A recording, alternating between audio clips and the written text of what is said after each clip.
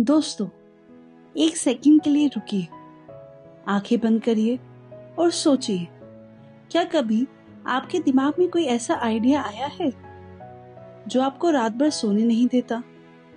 कोई ऐसा सपना जो आपने 1000 बार देखा, प्लान बनाया, सब सोचा, लेकिन कुछ हुआ ही नहीं? क्यों?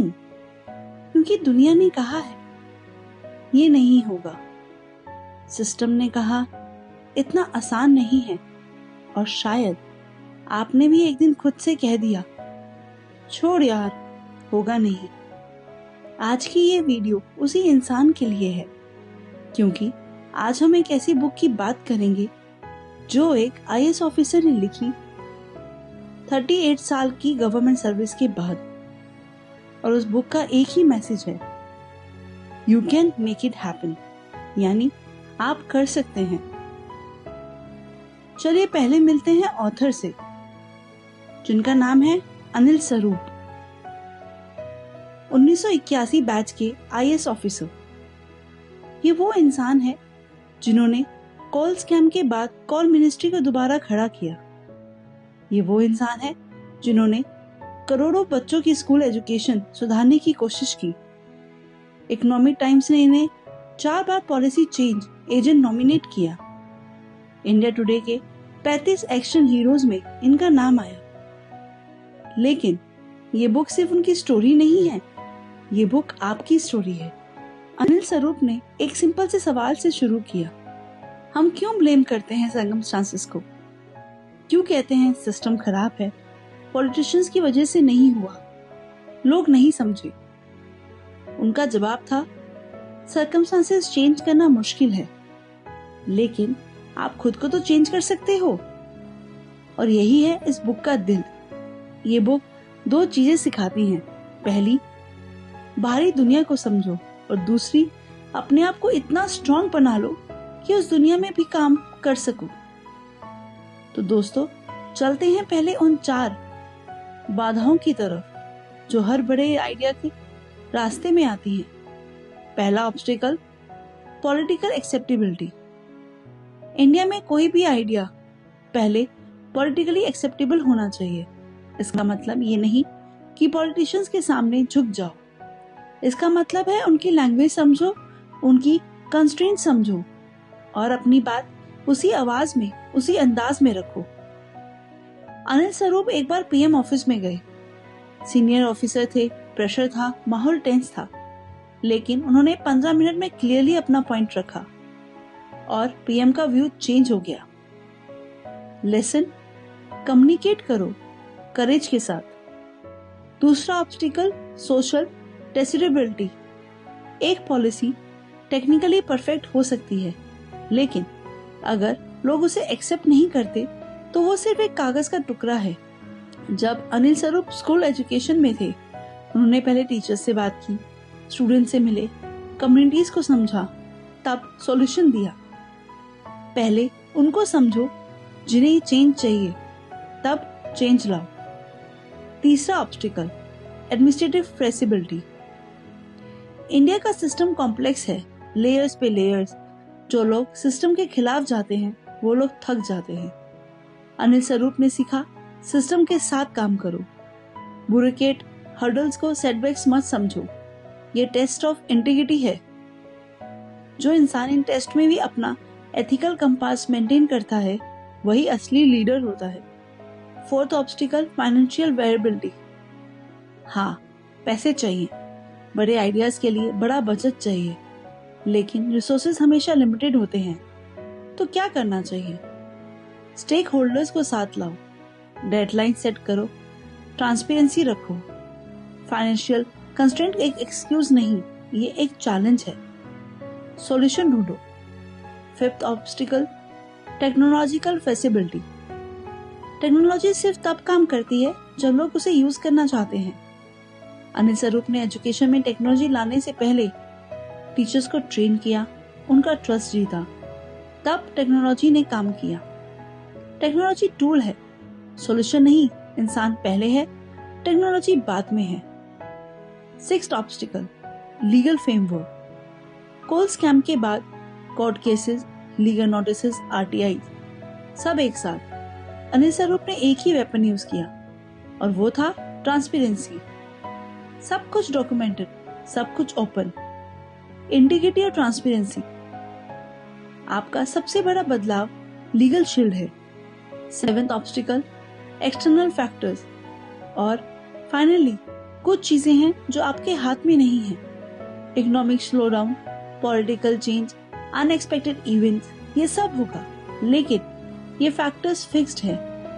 आपका रिस्पॉन्स फिक्स नहीं है। खुद को इक्विप रखो। ऐसी कौन सी क्वालिटीज आपके अंदर होनी चाहिए? अब आते हैं इस बुक के असली हीरो के पास, और वो है आप। अनिल स्वरूप कहते हैं, बाहरी दुनिया आप चेंज नहीं कर सकते, लेकिन अपने आप को जरूर बदल सकते हैं। ये हैं 8 ऐसी क्वालिटीज जो आपके अंदर काम करवाने वाले इंसान को बनाती हैं। पहली क्वालिटी, कम्युनिकेशन स्किल्स। कोई भी आइडिया तब तक काम नहीं करता जब तक आप उसे क्लियरली कम्युनिकेट नहीं कर सकते। कम्युनिकेशन सिर्फ बोलना नहीं है। कम्युनिकेशन का मतलब है सामने वाले को समझना, चाहे वो आपका बॉस हो, कुलीग हो या कॉमन पब्लिक। 3 चीजें याद रखिए, क्लैरिटी, अडेप्टेबिलिटी और करेज। सेकंड क्वालिटी है करेज। ये वो क्वालिटी है जो बहुत कम लोगों में होती है। अनकंफर्टेबल ट्रुथ बोलना, बड़े रूम में अपनी बात रखना, गलत होने का रिस्क लेना। कम्युनिकेशन स्किल्स के साथ करेज भी जरूरी है, दोनों मिलके काम करते हैं। तीसरी क्वालिटी है इंटीग्रिटी। अनिल स्वरूप के पूरे करियर में एक चीज कंसिस्टेंट रही और वो थी इंटीग्रिटी। कोल स्कैम के बीच भी, पॉलिटिकल प्रेशर में भी उन्होंने कभी अपना एथिकल कंपास नहीं छोड़ा।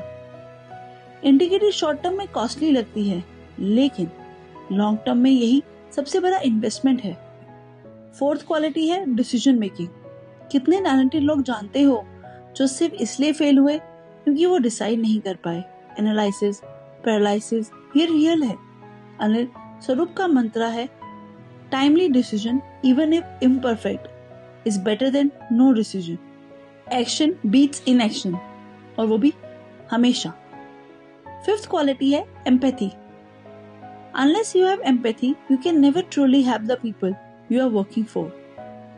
जब अनिल स्वरूप स्कूल एजुकेशन में गए, उन्होंने सिर्फ फाइल्स नहीं पढ़ी। वो स्कूल में गए, टीचर से मिले, स्टूडेंट से बात की, तब समझा असली प्रॉब्लम क्या है।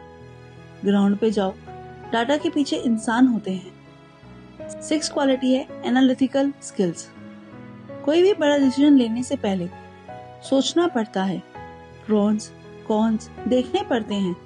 अनिल स्वरूप कहते हैं 3 चीजों के साथ काम करती है। एनालाइज करो, क्लियरली प्रेजेंट करो, डिसीजन लो और स्टैंड रखो। 7th क्वालिटी है optimism. You can make it happen, but only if you believe it can happen. Anil Swarup भी फेल हुए कई बार। प्रोजेक्ट्स रोक दिए गए, अपोजिशन आया, प्रेशर था, लेकिन उन्होंने कभी होप नहीं छोड़ी।